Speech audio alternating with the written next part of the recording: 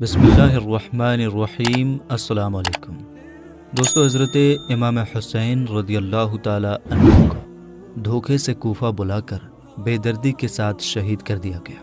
اور ان کے آل و اولاد اور اصحاب کو بھی شہید کر دیا گیا۔ اس طرح حضرت امام حسین رضی اللہ تعالی عنہ کی شہادت کے بعد اولاد رسول کو قید کر لیا گیا اور نبی کی بیٹیوں کو بے پردہ کر کے کوفہ اور شام کی طرف لے جایا گیا۔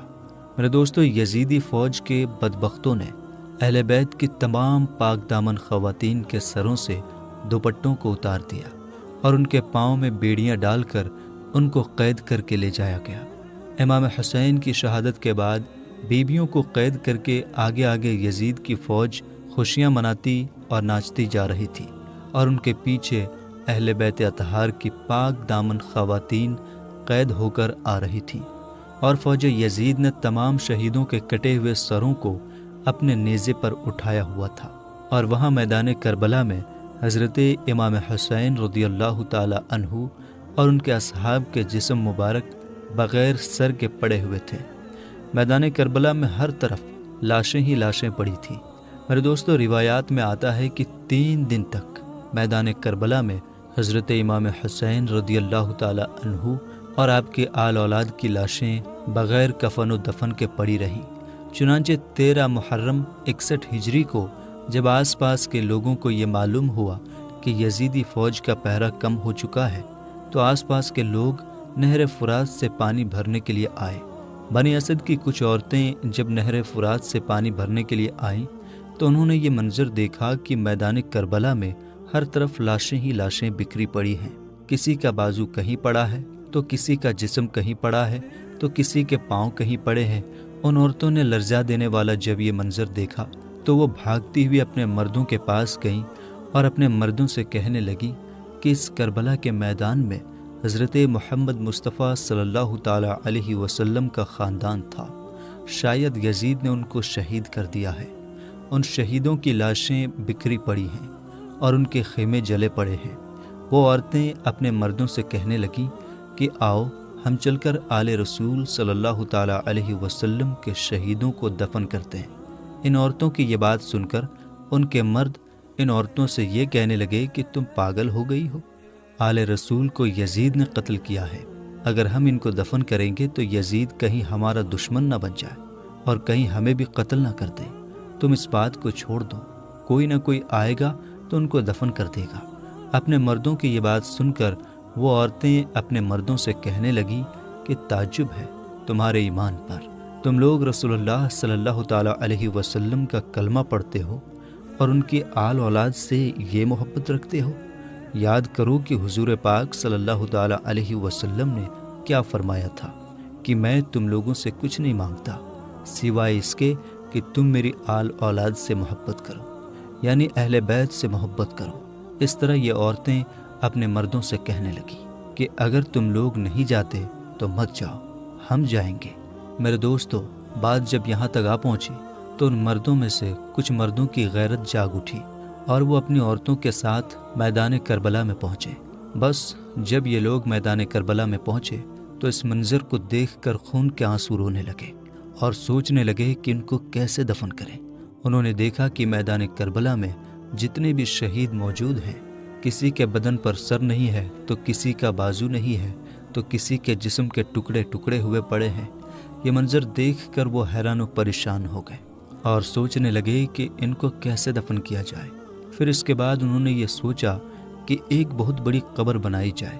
اور ان کے اندر تمام شہیدوں کو ایک ساتھ دفن کیا جائے۔ یہ لوگ شہیدوں کو دفن کرنے کے لیے قبر کھود ہی رہے تھے کہ اچانک سے ایک گھڑ سوار ان کے پاس آیا۔ یہ منظر دیکھ کر یہ لوگ سوچنے لگے کہ شاید یہ کوئی سپاہی ہے۔ یہ لوگ اس سے پوچھنے لگے کہ تم کون ہو؟ تو وہ گھڑ سوار بولنے لگا کہ میں رسول اللہ صلی اللہ تعالی علیہ وسلم کے نواسے کا بیٹا زین العابدین ہوں۔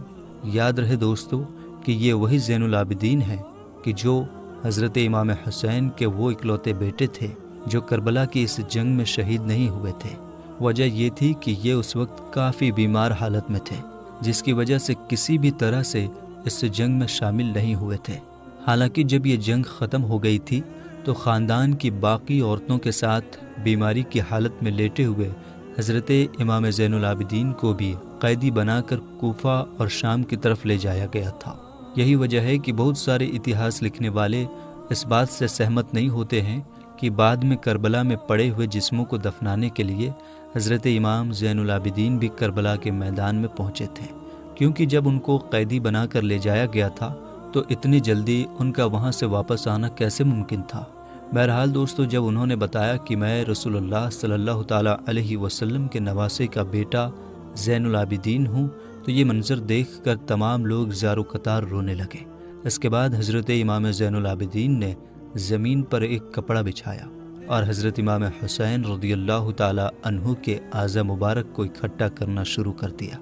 کہیں سے امام حسین رضی اللہ تعالیٰ عنہ کا ہاتھ مبارک ملتا تو کہیں سے جسم مبارک کا کچھ حصہ ملتا۔ اس طرح حضرت امام زین العابدین نے حضرت امام حسین رضی اللہ تعالیٰ عنہ کے تمام جسم کے حصے کو جمع کیا اور ایک جگہ پر اکٹھا کر لیا، اور جب حضرت امام زین العابدین حضرت امام حسین رضی اللہ تعالیٰ عنہ کو دفن کرنے کے لیے میدان کربلا میں زمین کو کھودتے ہیں تو دیکھتے ہیں کہ ایک جگہ پر پہلے سے ہی قبر بنی ہوئی ہے۔ چنانچہ حضرت امام زین العابدین حضرت امام حسین رضی اللہ تعالیٰ عنہ کو اس قبر کے اندر دفن فرما دیتے ہیں، اور ان کے ساتھ حضرت امام زین العابدین اپنے بھائی حضرت علی اصغر اور حضرت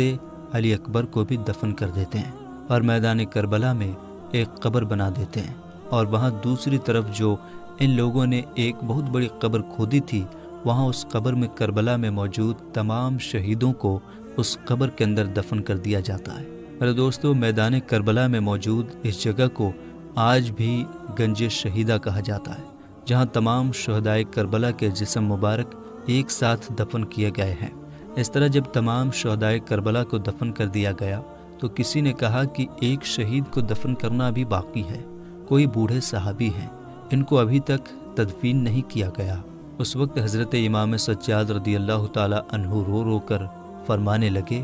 کہ یہ حبیب ابن مظاہر ہیں۔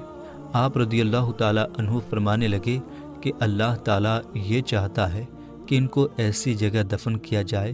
کہ جہاں پر جب بھی کوئی حضرت امام حسین رضی اللہ تعالیٰ عنہ کے پاس آئے تو ان کو سلام کر کے آئے۔ اس کے بعد حضرت حبیب رضی اللہ تعالیٰ عنہ کو دفن کیا گیا۔ جب سب لوگ دفن کرنے کے بعد جانے لگے تو کسی نے کہا کہ ٹھہرو، ابھی ایک اور شہید کو دفن کرنا باقی ہے۔ تو لوگوں نے کہا کہ تمام شہیدوں کو دفن کر دیا گیا ہے، اب کون سے شہید باقی ہیں؟ تو حضرت امام سجاد رضی اللہ تعالیٰ عنہ فرمانے لگے کہ آؤ نہر فرات کے کنارے۔ جب تمام لوگ وہاں پر پہنچے تو دیکھا کہ حضرت عباس رضی اللہ تعالیٰ عنہ کا ایک بازو پڑا ہے۔ جب لوگ تھوڑا آگے بڑھے تو دیکھا کہ حضرت عباس رضی اللہ تعالیٰ عنہ کا دوسرا بازو پڑا ہے، اور حضرت عباس رضی اللہ تعالیٰ عنہ کا جسم مبارک وہاں پر موجود ہے جہاں پر آپ لڑتے لڑتے شہید ہوئے تھے۔ اس کے بعد حضرت عباس رضی اللہ تعالیٰ عنہ کے لیے قبر کھودی گئی اور آپ کے جسم مبارک کو بھی ایک جگہ پر دفن کر دیا گیا۔ آج بھی میدان کربلا میں حضرت عباس رضی اللہ تعالیٰ عنہ اور حضرت امام حسین رضی اللہ تعالیٰ عنہ کی قبر مبارک ایک دوسرے کے آمنے سامنے ہے۔ میرے دوستو، یہ تو بات ہو گئی تمام شہیدوں کے جسموں کی۔ اب جہاں تک معاملہ ہے امام حسین کے سر مبارک کا کہ جس کو یزید کے پاس لے جایا گیا تھا، تو اس کو کہاں دفن کیا گیا تھا، اس بارے میں اتہاس لکھنے والوں کے بیچ الگ الگ رائے پائی جاتی ہے، مگر جو سب سے زیادہ مشہور ہے وہ دراصل یہی ہے کہ بعد میں ان کے سر مبارک کو ان کی ماں یعنی کہ حضرت بی بی فاطمۃ الزہرا رضی اللہ تعالی عنہا اور ان کے بڑے بھائی یعنی حضرت امام حسن کے پہلو میں دفنایا گیا تھا۔ حالانکہ دوستو، یہاں پر آپ لوگوں کو یہ بات بھی بتا دینا ضروری ہے کہ ویسے تو جیسا کہ میں نے آپ کو پہلے ہی بتا دیا کہ اتہاس لکھنے والوں کے بیچ اس بات کو لے کر الگ الگ رائے ہے کہ جس وقت تمام شہیدوں کو دفنایا جا رہا تھا اس وقت وہاں پر حضرت امام زین العابدین موجود تھے یا پھر نہیں تھے،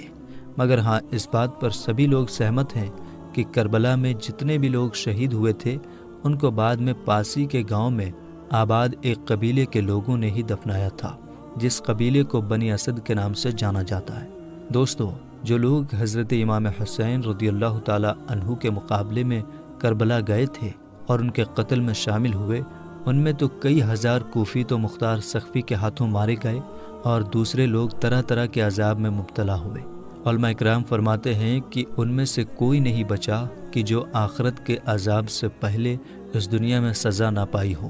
ان میں سے کچھ تو بری طرح قتل کیے گئے، کچھ اندھے اور کوڑی ہوئے، اور کچھ لوگ سخت قسم کی آفتوں میں مبتلا ہو کر ہلاک ہوئے۔ حضرت ابو شیخ فرماتے ہیں کہ ایک مجلس میں کچھ بیٹھے ہوئے لوگ آپس میں یہ باتیں کر رہے تھے کہ حضرت امام حسین رضی اللہ تعالیٰ عنہ کے قتل میں جس نے بھی کسی طرح کی کوئی مدد کی، وہ مرنے سے پہلے کسی نہ کسی عذاب میں ضرور مبتلا ہوا۔ ایک بڈھا جو اسی مجلس میں تھا، اس نے کہا، میں نے بھی تو مدد کی تھی، مگر میں کسی عذاب میں مبتلا نہیں ہوا۔ اتنا کہنے کے بعد یہ ایک جل رہے چراغ صحیح کرنے کے لیے کھڑا ہوا تو اس کی آگ نے بڈھے کو پکڑ لیا۔ اس کا پورا بدن جلنے لگا، وہ آگ آگ چلاتا رہا، یہاں تک کہ دریا فرات میں کود پڑا، مگر آگ نہیں بجھی اور وہ اسی میں جل کر مر گیا۔ اور حضرت علامہ ابن حجر مکی رحمۃ اللہ علیہ لکھتے ہیں کہ یزید کے لشکر کا وہ سپاہی کہ جس نے حضرت امام حسین کے سر مبارک کو اپنے گھوڑے کی گردن میں لٹکایا تھا، کچھ دنوں کے بعد لوگوں نے دیکھا کہ اس کا چہرہ بہت زیادہ کالا ہو گیا ہے۔ تو لوگوں نے اس سے پوچھا کہ تیرا چہرہ تو بہت زیادہ خوبصورت تھا، پھر اتنا زیادہ کالا کیسے ہو گیا؟ اس نے کہا، جس روز میں نے حضرت امام حسین کے سر کو اپنے گھوڑے کی گردن میں لٹکایا تھا، اسی روز سے ہر رات کو 2 آدمی میرے پاس آتے ہیں اور مجھے پکڑ کر ایسی جگہ لے جاتے ہیں جہاں بہت سی آگ ہوتی ہے، مجھے منہ کے بل اس آگ میں ڈال کر نکالتے ہیں، اس وجہ سے میرا منہ اتنا زیادہ کالا ہو گیا ہے۔ راوی کا بیان ہے کہ وہ شخص بہت بری موت مرا۔